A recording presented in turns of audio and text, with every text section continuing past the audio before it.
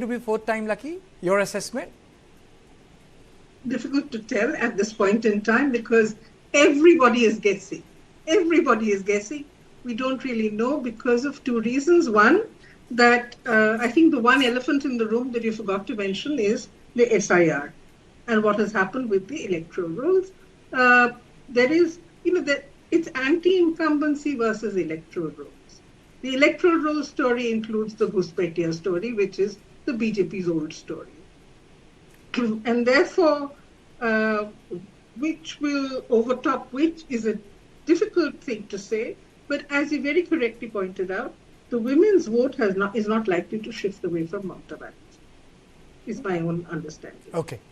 And if that doesn't shift, the minority vote is not going anywhere, really speaking, except that this time, for the first time, there are all sorts of people from the BJP, from the Trinamool, from the Congress, and of course from the left, saying that these two parties, the old parties, the Congress and the CPIM, are going to improve their situation, their positions. In other words, in 2021, they were down to 0. The expectation is that they will win a few seats, they will cut into votes. Now, whose votes they cut into is going to be an interesting story. In about 50 seats, as far as I know, there is going to be a tough triangular or quadrangular contest. And that kind of makes the prediction game very, very difficult. Okay. Nirmala, is Mamata going to be fourth time lucky? Or do you think that the sort of changes which have come about through SIR will make elections tough for her? See, if Mamata comes back for the fourth time, I would say it would be a magic. Magic? Yes, if she comes back. I'm not saying that she won't come back, but if she comes back, it's a magic. Because what I have seen on the ground, or I have analyzed on the ground, about 190 seats have been affected by SIR. Out of that, 111 is with TMC, about 110-11, and the remaining 69 is with BJP. So the anti-incumbency, if you take that factor, then definitely one thing is very important, that Mamata is having a tightrope walk, especially with the Muslim and the women's vote. Because of the deletions, out of the 90 lakh deletions, if you take, over 50 lakh is women's vote. The remaining, the bulk is minority. Now there are 74 minority seats, where Mamata got 54 seats last time. This time, in 40 seats, the deletions are more than the difference by 2 times. And one thing we must remember, that in the 2024 Lok Sabha elections, Mamata was lacking seriously in the most intense 2 Muslim seats, Malda and Murshidabad, about 24 seats. She was trailing in 20 seats. That is the whole equation. Because the Muslims, they don't feel, what I feel is that Mamata promised that I will stop SIR even over my dead body. That was basically. Then she could not stop the Waqf. Then she could not give the OBC reservation for the Muslims. So on every ground, she could not stop the CAA. On every ground, she had failed before the Muslims. So I don't think that the Muslims will shift to BJP. But definitely the votes are going to be split and the Congress might gain, because I have totally written off the left. Because they have missed the bus. That is my opinion. You can always debate on it. I can have an endless debate on that. But the bus that is still going on is the Congress. So if they shift, the vote shifts to Congress. So Congress might gain some seats this time. Actually, in 2021, if you go very deep into it, you will find Mamata did not win by cutting into BJP votes. Mamata won from the CPM and Congress vote banks. 29 and 25 seats shifted to Mamata. So she actually got 160, and that after adding 54, she became 214 or 250. Okay. Okay. Brijesh, your opening comments? I think, SIR remains the most dominant issue and it is going to decide which way the wind is going to go. Apart from that, the continuous ED raids which is happening, making sure that, there's deployment of central paramilitary forces, not allowing the local police to go. So, whatever is the latitude which you get as far being the party which is ruling the state for 3 terms, all that latitude and the advantage is very eloquently put by Nirmala. Is lost to Mamata Banerjee. It's going to be a very tough battle. I see an edge. I mean, if you ask me to hedge my bet, I would still say that Mamata Banerjee has an edge over Bharatiya Janata Party. But is it going to be something like what we saw last time? 200 seats and BJP relegating to a very poor second position. I don't think that is going to happen. Okay, let me ask Shikha. Shikha, tell me, a lot of people are out of this list. Is that going to make a difference? Because it's very tough from Delhi to, see through the high decibel campaign of BJP. It dominates. The BJP's campaign dominates. It's very difficult. And even says that, you can cut through it. It's impossible because, the narrative war they're out there. Will BJP make a cut this time with this entire SIR deletion thing? See, the BJP is in a dilemma over the SIR. And that is without a doubt. Why? Because of 2 reasons. One, there is, it's very easy to say that it's 57 lakh women's 57 in Mallo, not 50. 57 lakh women's names were deleted. Women, and then it says, and the remaining are assumed, it is assumed that they're all Muslims, but that's not true.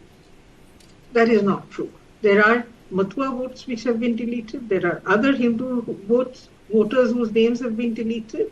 And frankly, I think one tends to understate. Kartikeya, you're right. The narrative, the sort of bombardment of the BJP and in Bengal, Mamata's narrative is a little difficult to. It's a bit difficult to think straight in the middle of it. But having said that, if you look at the deletions, there are significant numbers of Hindus whose names have been deleted. Now, does that make a huge impact? Yes, it does in certain pockets. And that impacts the BJP to a certain extent. But more than that, I think the one intangible factor in all of this is how the Bengali voter is reacting to the idea of being deleted from a voter's list. Absolutely. I think that's a very problematic issue because Nirmala, like me, would know half a dozen people at least whose names have been wrongfully deleted, for whom the adjudication process has been a washout, and those who are waiting to go to the tribunals. Now, this has an impact on voter sentiment. How that sentiment, in fact, plays out on the ground, where we are crunching numbers, and what overall influence it has, is very, very difficult to estimate. But there is this sentiment that I know. Okay, Nirmala, it's not limited to West Bengal. People who are working in Delhi, they have actually taken leave and gone back. I mean, so I have seen it, the entire apartments, all the cutting across class. Yes, I think that's an important point. For example, one segment of maids, they've all gone back. A lot of them saying that vote cut jayega. And that's truth for, I would say, at least for the part of NCR where I live, which is Noida. No, I'll tell you one thing. We are definitely discussing about SIR. SIR definitely has a big impact. But the underlying toll, what I have found as a journalist, is that there is a definite fight between Mamata's welfare and secularization versus BJP's polarization. Because, you see, there are 182 Hindu seats, both Bengali and non-Bengali, and 112 Muslim seats. In these 182 seats, Mamata got 60% of the votes. 60% in the last 2021 elections. And BJP got 40%. And the Muslim seats here, it's better not talk about, it's 95% and 5. because the PMC got 106 seats and BJP got virtually a zero. So the point is, if there is a shift of 5% in either of these two belts, if I talk on the polarization issue, BJP is trying to polarize the entire thing. And Mamata wants to go ahead with her bit of secularization as well as the denial to vote. Okay. So the sympathy wave. She wants to create a sympathetic magic. That is she's looking at. And that is why she tries to combat SIR, because she doesn't want to go into the very own ways of BJP's religious politics. BJP is playing religion. Mamata does play religious politics, but she does it very timidly and very sideways she does it. Not like BJP. Because BJP is avowedly a Hindu party, a religious party, and BJP, what should I say? It provoke it. Mamata does not provoke it. Mamata symbolizes it. So there's a difference between the two. So whether SIR will Soft affect or Hindutva. You're saying affect, Mamata does soft Hindutva. Yeah? You can always say. Shikha, soft Hindutva is the word, or Bengali cultural politics? I am very confused by Nirmal, because there you have Digha, the temple in Digha, which Mamata built. And Mamata has promised to build a Mahakal temple in Siliguri. And Mamata's capture of the Durga Puja as a festival, Mamata's aggressive position on sort of improving the environment of various pilgrimages, I would say that she is not soft Hindutva, she is somewhere less hard than the BJP.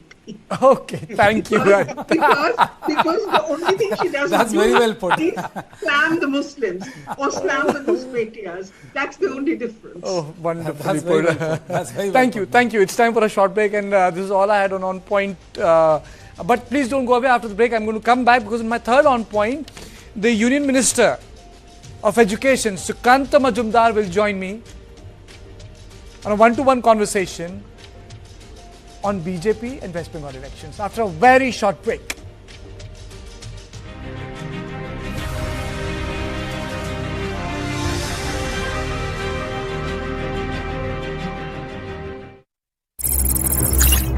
With AI-powered systems like the DSU AI Factory, threats can be detected and countered in real time, protecting lives. Artificial intelligence is transforming industry and shaping the future.